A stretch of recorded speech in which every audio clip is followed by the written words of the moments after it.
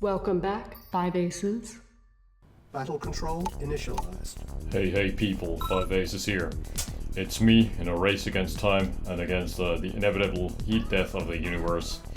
We are right back in RAGL. Let's strike the iron while it's hot, and let's strike the casting forges, fire up the casting forges while the kids are asleep. Some people have commented that this is an all too familiar scenario. So yeah, kids are asleep right now, and that is the perfect time to get some open array quality time in. Hell yeah, I'm down for it. So we've got ourselves a nice little matchup, clearing up the backlog. Anju is our first contestant, spawning as the Germans, and he is going to be matched up against Unano, who has been unanimously voted one of the least predictable players, I think, in the split, but with very varying and mixed results, but mostly trending downwards. Let's put it that way. Anju, likewise, not having a good time this season, and it's just courtesy of the veterans of the meta. The meta forges have been... Oh, that's so close on the engineer. The meta forges have definitely been activated, and as a result, some of the older players got left a little bit in the dust.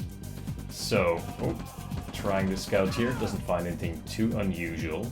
The map, by the way, is Pleasant Plains. Doesn't look too pleasant, does it? It's this grayish, brownish autumn tile set, which is custom for open array. I love those custom-made tile sets. I like that Unano is having just one rear rifle guard. That is a ballsy move, Cotton. Let's see if that pays off. Andrew is sending a detachment. Yep. Okay, that's smart. Unano has one scout up to the north, so he can always scout the perimeter for flanks, and he's also adding a rocket soldier, so a lot of pressure already applied. With a line of sight disadvantage, I don't know if that's a good idea. Yeah, Andrew is just baiting in. Andrew's going to be trading up, and he also retains his oil derrick. Yeah, not a good first show. Oh no, don't send your rockets in, Unano. What? Unano, what is the general plan here? It's a miracle that those rockets survived. They had no business surviving. Like carrying away a bazooka under duress and under gunfire, when those German, I don't know what guns they are. I guess Heckler and Koch. It's those H&K guns being trained at you. Certainly no AK-47s. I can tell you that much.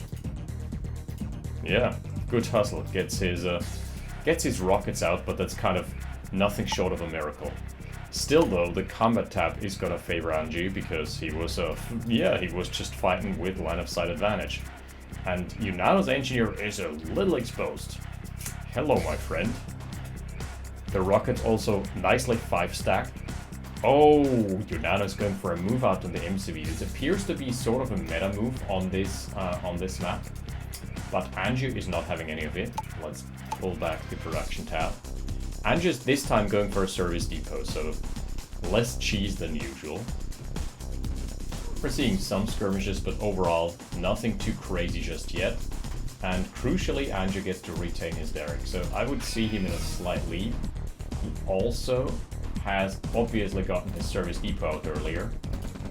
Scouts being shaved off, that's fine. The engineer, yeah, a bit of a ballsy move, Khan. We're gonna have our eternal matchup of the light tank versus the flak truck. All depends on the reaction speed. Unano should be able to bait it. Oh, nope. Light vehicle's being traded off. That is some miss micro. However, there is now going to be one APC versus a light tank. And with the army composition that... it is mass light tank yet again. With the army composition right now, this is definitely favoring Anju, unless he throws away more light tanks. You know, just appease the gods of war. But also, that's a nice little nice little flush of soldiers just begging to be crushed by 2 APCs. We've seen it before. Oh, mass APC. So this appears to be the meta on this map. Appears to be that the mass light vehicle all-in is kind of the way to play. All right. Army advantage right now for Anju. He certainly has more mass. Lots of rockets are coming. Oh wait, there is very few rockets actually here. Oh, that's so crucial. Most of the rockets got destroyed. And the light tanks are not really connecting. Okay. There is, however, a pillbox. So, yeah. Yunano has traded up, I'd say, but he needs to retain the rest of his army here. Yeah. He has shaved off a lot of light vehicles. He also has the infantry advantage for now, but too many rockets on the dance floor. So his composition is now wildly skewed towards rockets rather than rifles. He needs to replenish the rifles. Rebuild the rifles. Skip the rockets. It is definitely skip rocket day for him. Trying to find an angle in the harvester, that's very risky because there is just construction radius on the Kanyard. I think that's a bad call. Oh no. Terrible call for Yunano. Just evens out the kill score. Still more light vehicles coming Anju's way. And the barracks should be maxed out by now. That is... no, not quite yet.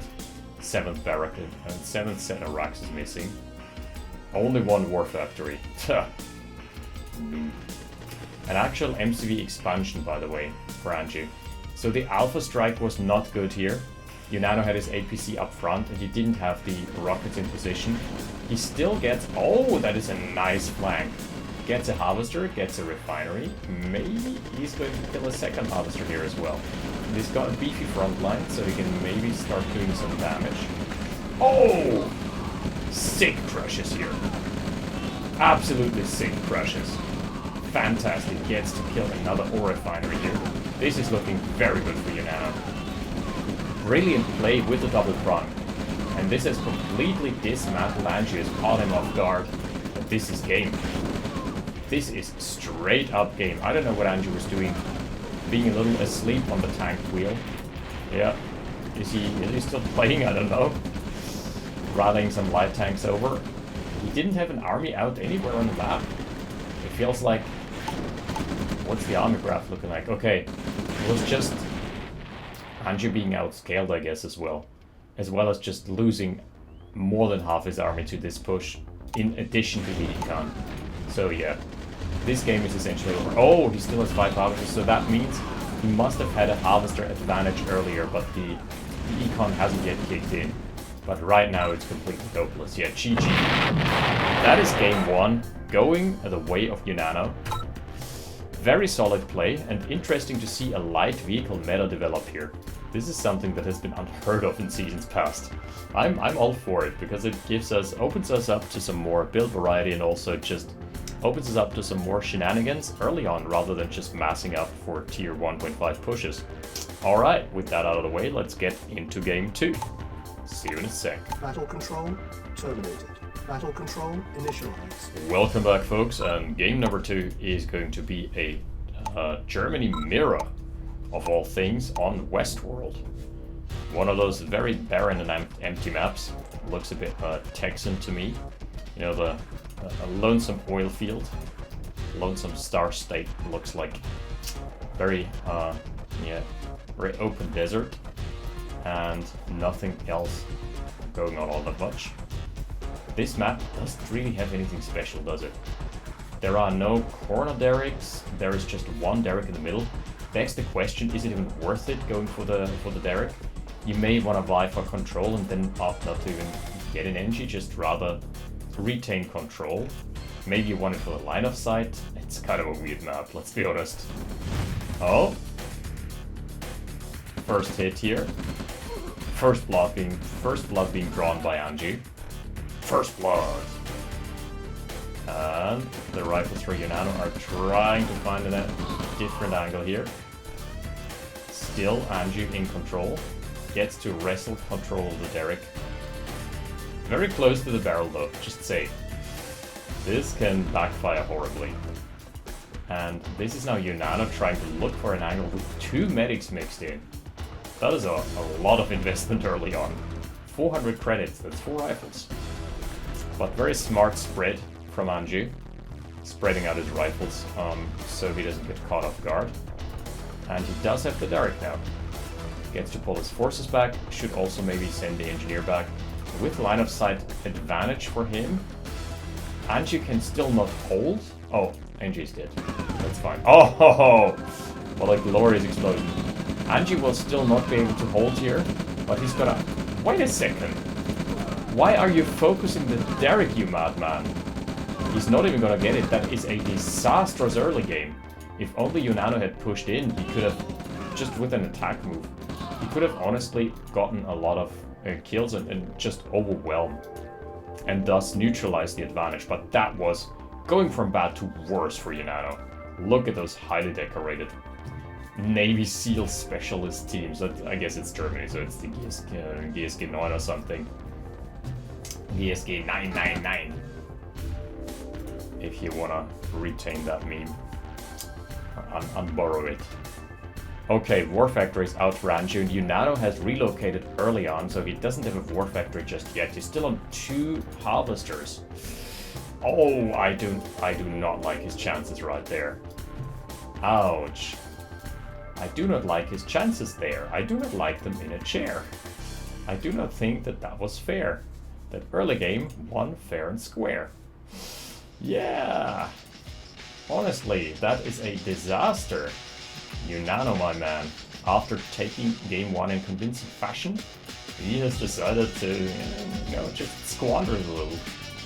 Give away some league points for free. Angie, it's kind of a fixed game, I guess.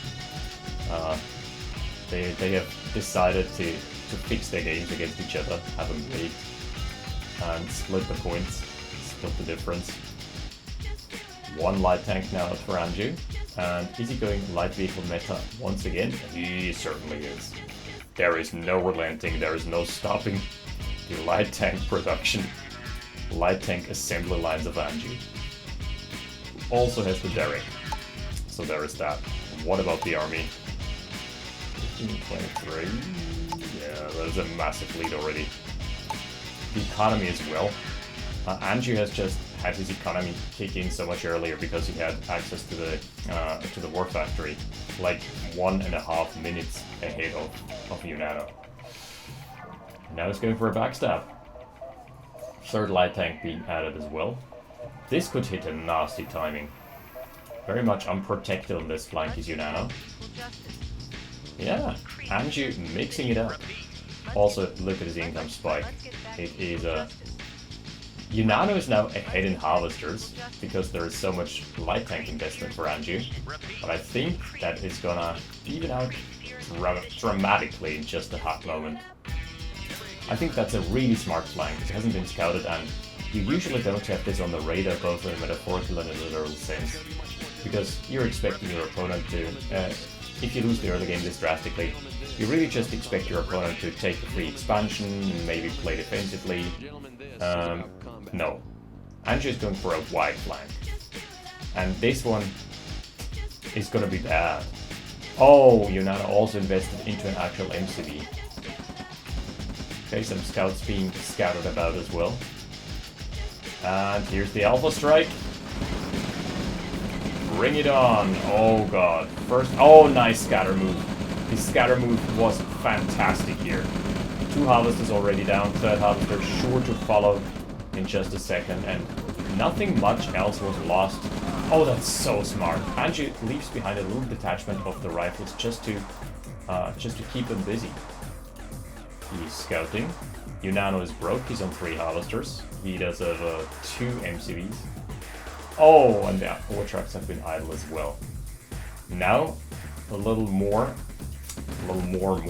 some wind-up toys being primed towards the expansion, and he also still has a flanking squad. Look at it, 4 rockets that is able to 2-tap this the Harvester. No, not 3-tap, but that's still fine. That is still very much firepower concentrated. Anju also is still on 1 MCV and gets to move it around the map, playing very much Gatekeeper style, and I'm all for it. This relentless early game aggression, if you allow me to spin the narrative. It has been scouted. Oh, but so has the Conyard. Okay. Oh, the light tanks could give chase to the MCV. That would be so devastating. Engagement is starting. There is only one medium for the time being. Oh, the crushes! Absolute devastation here. Complete annihilation. This is looking suspiciously like it's going to even out the scoreline in this game. Yeah, I don't see Yunano coming back from this by any force, by any metric. No, this is just straight up game. Finding his way into the heart of Yunano's base. Anju, that was fantastic play from him. Also, almost gets to chase away the MCV. I mean, gets to chase it away, but almost gets to chase to kill. So there's that. Yeah, GG is called, rightfully so. Beautiful play in game 2 from Anju. That allows them to split the points here, split the difference. I'm all for it. This was a really good, I mean, some short but sweet games. Players not leaving anything up to random chance and to just scaling it up. Both just going light vehicle aggression early on, and it was fun to watch. Let's hope that this that the meta opens up a little more to include some more, you know, some more tech builds as well, some more late game. But the early game aggression really fun to watch. Just that people have probably been a little bored of the tier 1.5 push after the MCV on minute 420. Because unlike the meme suggests, the minute 420 push was not all that, you know, wasn't blazing all that hard anymore. So, thank you for watching. I'll see you next time with some more OpenOA content, you know, as long as I get to produce some content once my kids are asleep. So, I'll see you next time. 5 Aces, out. Shout out to all parents. Battle control You know the struggle. terminated.